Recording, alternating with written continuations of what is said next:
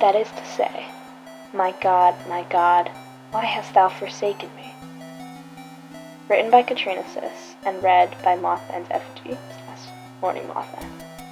Featuring music by Daydream Anatomy, Airdorf, and Ludes, and sound effects by Soothing Sound Effect and BerlinAtmospheres on YouTube, as well as Airdorf and yours truly. Now, without further ado, I hope you enjoy.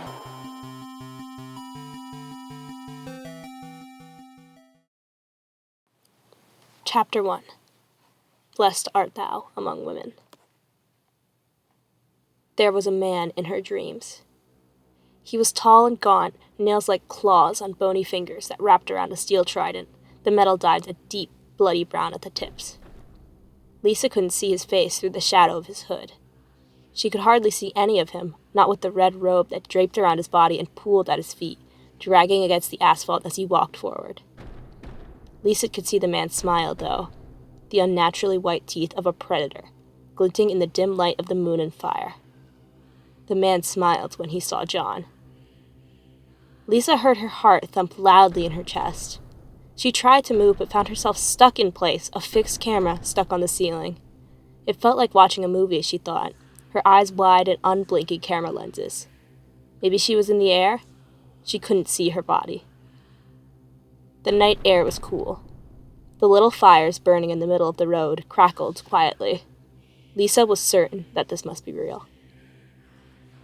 From the forest emerged a mass of red, indistinguishable figures, peeking out from the trees and shambling their way into the street, muttering illegibly under their breath as they approached the car caught in the middle of the road. John was still inside, hands gripping the steering wheel, eyes darting back and forth and searching for a means of escape. Lisa watched with creeping dread as she realized it was far too late to run. Before John could do anything, the thralls were upon the car, banging at the windows and tugging at the door handles. One took a rock from the road and, in a shower of glass, smashed it into the driver's side window. John yelped and instinctively raised his arms to cover his face, only to have a hand shoot out and take hold of his wrist. Another hand reached over to unlock the car door, and just like that, John was yanked out of the car and thrown to the asphalt below. John stumbled, hurried to stand, and took out his golden cross, clinging to it like a lifeline.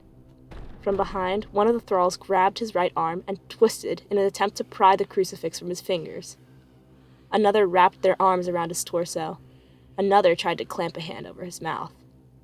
John hissed and bit and thrashed against them, trying to wrench himself free, the tall man watching with disinterest as his thralls struggled to make John be still. Eventually, the man sighed, stepped forward, and slammed the dull end of his trident into John's stomach. John wheezed and stumbled, body going limp for a brief instant.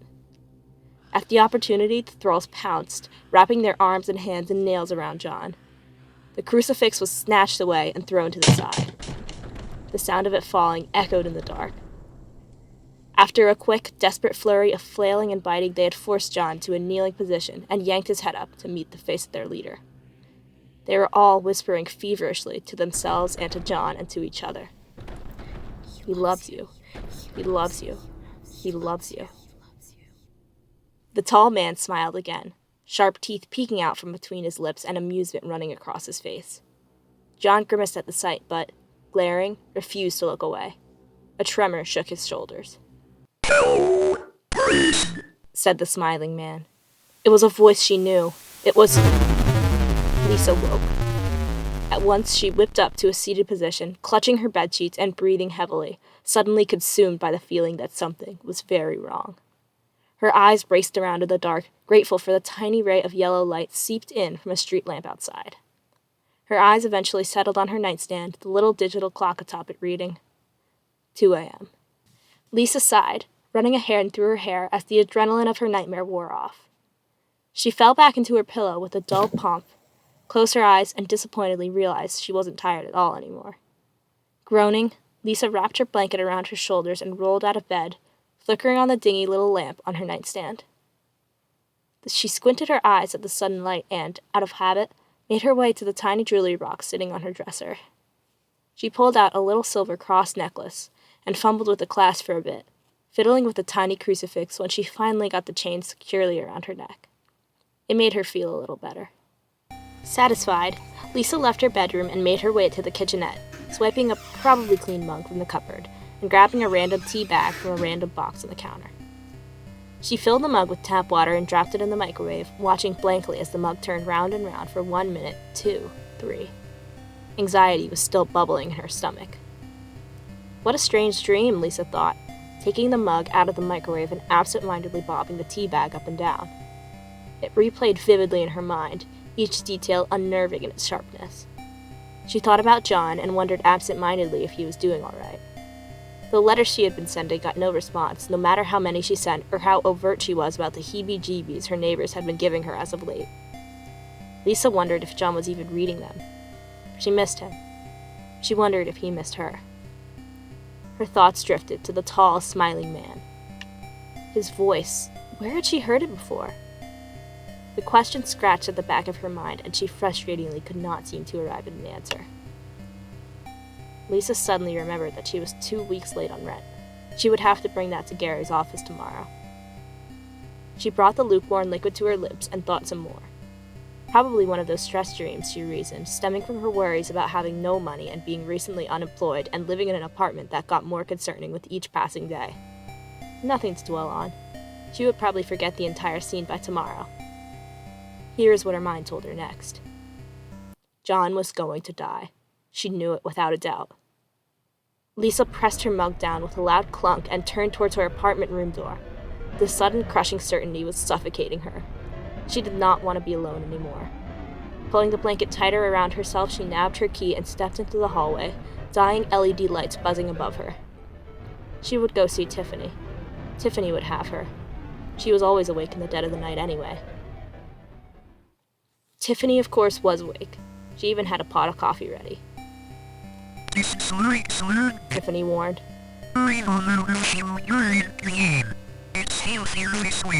Lisa shrugged, forcing herself to gulp some down. Tiffany snorted and plopped down on the couch next to Lisa. She picked up the TV remote and mindlessly surged through channels, before eventually settling on MTV and turning the volume nearly all the way down. She asked. Lisa shook her head, gently swirling the coffee around.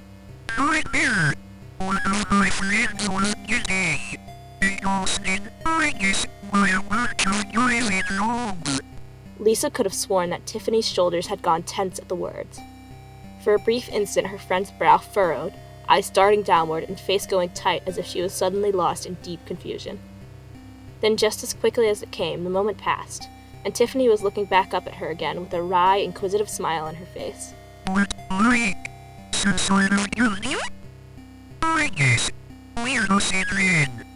There it was again, that quick flash of shock on Tiffany's face. Something about the look unnerved Lisa. She felt her fingers wrapped tightly around her coffee cup. It won't be really weirdly. It feels so real. I wasn't totally weird watching your whole thing. But I don't know anything about it. I was watching your day. Lisa searched for her reflection in the dark liquid. Her face was creased with stress. Maybe I'm just worried about him. I don't think he's going very well lately.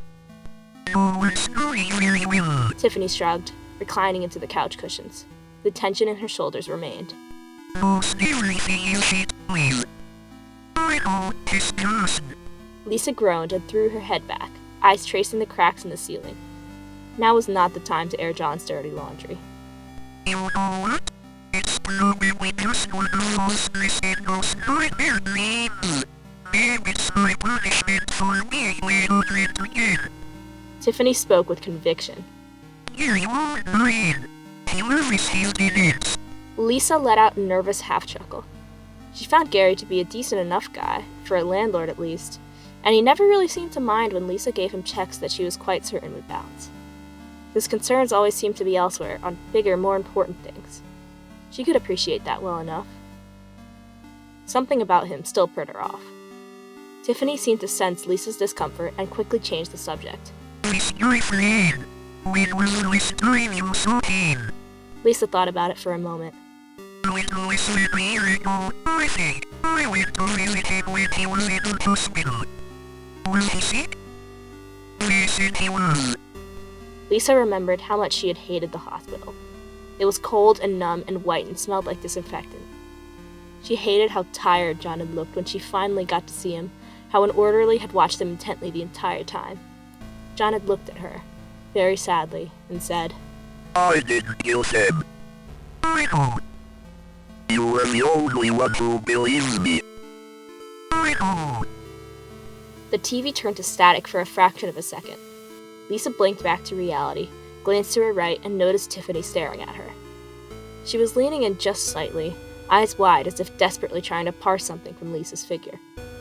Tiffany's face was blank, her lips pulled into a tight line, fists curled into little balls on her lap. Behind that blank expression was a bubbling rage that Lisa could almost feel radiating off her in that brief instant. The gears were turning in Tiffany's head, Lisa knew. She could almost hear them. And then Tiffany was smiling mischievously again. Just show it to his. Lisa shifted in her seat. It seems, snookish. She seriously considered it. It really does. But you ladies will figure out if this guy is just ignoring you. Tiffany leaned forward with a chuckle and flicked Lisa on the forehead. If he really is in trouble and you listen to it, no profit. Lisa flinched and tilted her head. You think the name really means something? Maybe. I believe in it, divination sort of stuff. This is good. Tiffany waved a hand as if she was just guessing. Sometimes, when something big wants to talk to you, it comes to you in a dream, which you will be the only way it can get you with first. You think you'd want me to go sit down? Tiffany laughed, once, giggling at a joke Lisa was not in on. Could be. Or maybe something else like it. Lisa narrowed her eyes and did not reply. Tiffany chuckled again to herself, and looked back at Lisa, grinning.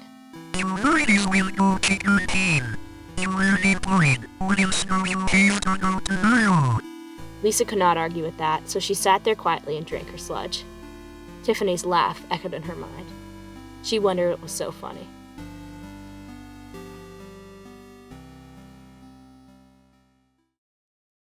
Lisa had visited John's home only once before. They had been celebrating John's redeemment with a bottle of cheap wine and a stack of tapes from Blockbuster. To celibacy. Lisa raised her glass with solemn dignity. To not being in seminary anymore. John echoed the motion with equal seriousness. They brought their glasses together with a clink. Everything was beautiful then, when it was just them in the living room and the movie they weren't really paying attention to. It seemed so long ago. The house looked much the same, Lisa thought. Small, a bit worn down, but cozy. As she approached the little blue house, she noticed how the curtains were all tightly drawn, John's car missing from the side of the road. No one seemed to be at home. Lisa's gaze landed on the mailbox. There was a small pile of newspapers stacked on the ground below it, wrapped in plastic and rubber bands. Small puddles of dirty water had pooled in the grooves of the plastic bag. She popped the mailbox open and peered inside, being met with a few days' worth of junk mail, ads, and bills. No one had been around to collect it. Lisa let out a small, anxious hum and gently clicked the mailbox shut again. Forcing her anxiety down, Lisa resolutely marched up to the front of the house and knocked at the door. The sound was hollow, as if ringing into an empty void. After a pause, she tightened her brow and tried again, the sound of her fists going thunk, thunk, thunk against the wood. She called. What was his fiancé's name again? Nobody was coming. Lisa let her eyes glaze over to the front of the house, half hoping for an open window with enough wiggle room to climb through. No dice. The curtains were all drawn, no light peeking through the heavy blinds. Lisa called again. From the corner of her eye, Lisa saw the curtains jostle, pulled back just slightly by an unseen figure. A single, unblinking, bloodshot eye was staring at her. Lisa froze, trying to pretend she didn't notice. She watched the iris stare at her, then quickly glance out at the road, and then go back to staring at her. After what felt like an eternity, the curtain was pulled back gently, the eye disappearing behind it. Lisa let out a breath she didn't realize she was holding. Her gut, against her better judgment, told her that she needed to get in there. A hidden spare key, maybe? She crossed that idea off the list out of hand, reasoning that the John she knew would be far too paranoid to ever leave a key just lying around. Already running out of ideas, she jiggled the doorknob in a fit of frustration. Lisa almost jumped in surprise at the little click that came from the door. It was already unlocked. Lisa cracked the door open just a bit, peering into the living room and squinting as her eyes adjusted to the darkness. The first thing she noticed was a piece of paper sitting neatly on the coffee table, a note hastily scribbled down in black ink. Lisa looked to her left, her right, and left again, before hesitantly opening the door all the way and stepping inside the house. She flicked on the light switch next to the door, illuminating the tiny, sparsely decorated living room. Hello? She called again, taking a few more steps forward. Carefully, she walked up to the coffee table and picked up the note. Note to self. Remember to lock up the basement at night and place a seal over the door. New friend gets hungry and likes to creep out at night. Ask for more sacrifices. Also, don't forget to drop off the letter. Lisa read and reread the note once, twice, 3 times, before apprehensively placing the note back down on the table. A feeling of some deep wrongness began to swell in her stomach. She glanced up towards the kitchen. A fuzzy memory of a staircase leading downstairs made its way to the front of her mind. The floorboards creaked as she made her way towards the stairs, the ambient sound of the house settling giving her the jitters. She thought she heard the floorboards groan just down the hall. Just the house, Lisa reasoned, trying to calm herself down. The basement door was wide open, a long staircase leading down into the darkness. Lisa took a deep breath, braced herself, and with trepidation creeped down the stairs, body tense and ready to run at any moment. She curled the chain of her necklace around her fingers as she opened the door at the bottom of the staircase and stepped into the pitch black of the basement. Lisa pawed around the wall for a light switch in the dark, making a small of satisfaction when she found it. The basement was dark and leaky, dimly lit by a pair of old, dangling light bulbs at either end of the room. The bulb near the far wall blinked on, off, on, off. On, off, on, off. With careful steps, she surveyed the basement, glancing around for anything out of the ordinary. The basement was almost completely empty, save for a washer-dryer in the corner of the room and a few shelves of randomly assorted junk. With no other ideas, Lisa popped open the door of the washing machine to find a pile of John's clothes still inside, still a little damp. She wrinkled her nose at the metallic smell that drifted from the machine. A bit of water leaked from the front. Water? The liquid coming from the machine was thick and dark, oozing from the opening as if it were a gaping wound. With 2 fingers, Lisa swabbed the puddle forming on the ground. Tentatively, she brought it closer to her face, before reeling back in horror at the realization that it was not water at all. It was blood. The clothes in the washer were drenched in it.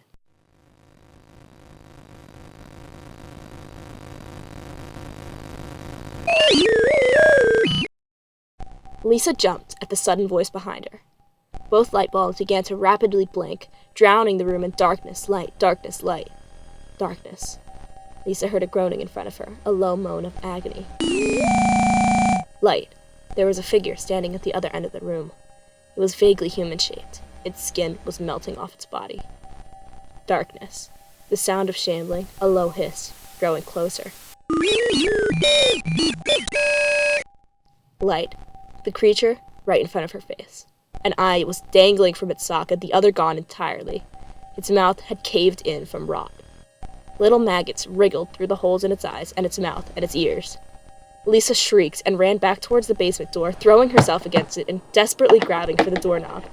She shook and shook and shook it, and it did not budge. Something had locked it. She bit her lip to suppress another scream and pushed herself away, trying to run in the opposite direction. As she turned, she felt her foot run up against something soft and fleshy and deteriorating, and before she could stop herself, she was falling, crashing to the ground. Lisa scrambled to pull herself up, only managing to reach a seated position before she saw the demon moving closer with every blink of the light. She tried to push herself backwards and hit a concrete wall. The demon drew near, and oh Lord, this was it, she was going to die. Mystery solved, Lisa thought bitterly. Maybe John was dragged to hell by this thing living in the basement. She took a small comfort in the idea that they would see each other again soon. In a blind panic, Lisa found herself clutching the small silver cross around her neck, praying to any god that might be listening to help her. She watched in silent terror as the demon drew closer, and then froze, rotted face contorting into a mangled expression of pain. Lisa's terror was replaced for just a moment with confusion, glinting side to side and wondering if God had sent down the delivering angel she had asked for. No savior, no angel, just Lisa. She was suddenly acutely aware of the cross clutched in her palm. At once she scrambled to her feet and tore the silver chain from her neck, shoving the dangling cross towards the demon. It shrieked, body writhing before it was suddenly not in front of her anymore. Lisa whipped her head around, pointing her cross in all directions, stalking around in the dark. Came a garbled voice. Lisa turned her head to catch a glimpse of the demon behind her, arms reaching out as if asking for an embrace. The gray skin on his arms was flayed and melting, jagged bones sticking out from underneath as the body of the demon dripped in thick, slimy drops to the floor. It made Lisa sick. No time to dwell on that. The demon was coming towards her, and Lisa barely managed to lunge out of the way before it had rushed across the room. Once more, Lisa rose her cross at the beast, cringing as it gargled and writhed in agony. She watched as the demon began to fall apart, the remains of mangled arms and twisted legs rotting right before her eyes and falling to the ground with dull plops. Thick black bile flowed from its wounds as it reached out again to Lisa, rambling in a language she couldn't understand. She wasn't sure what more to do, what more to say, and so decided to wing it. She cried, holding the cross higher, trying to keep the fear out of her voice.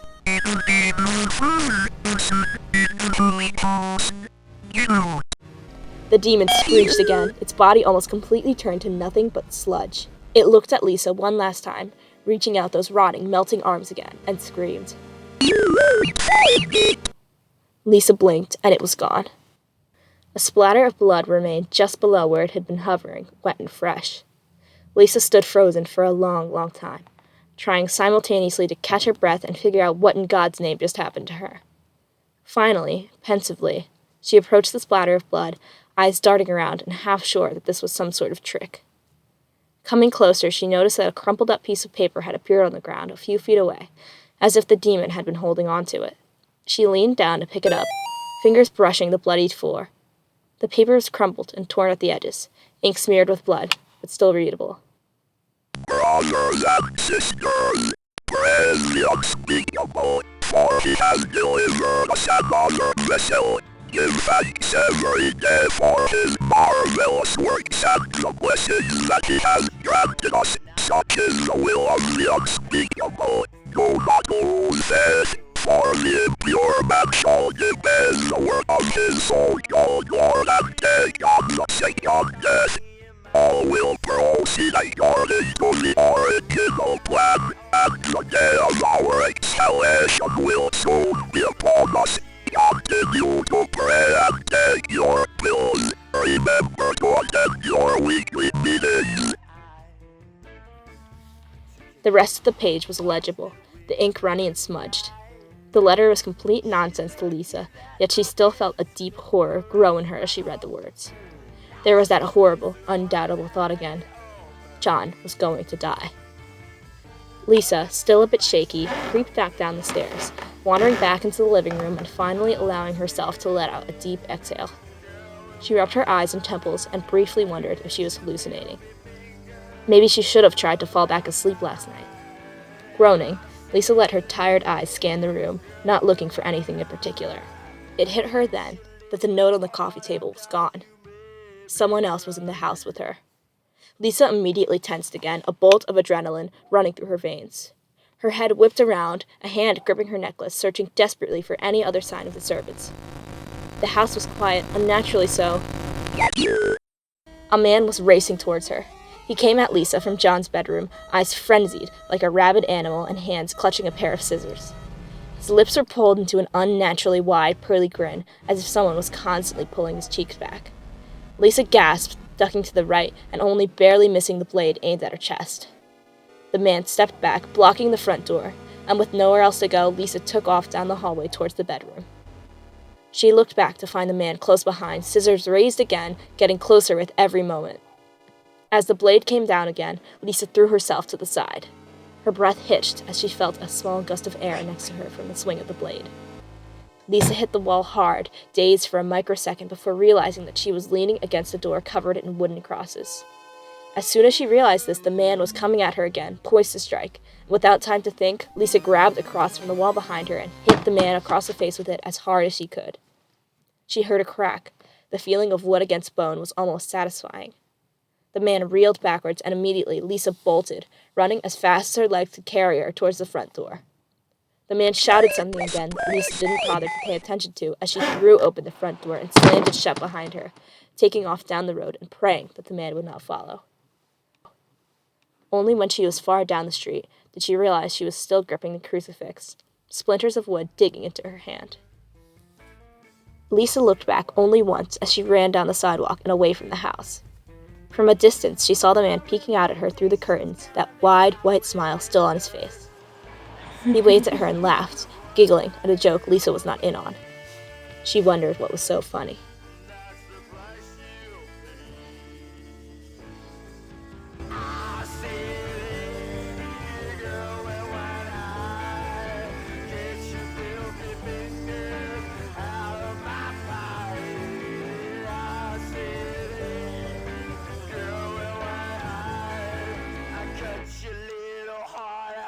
You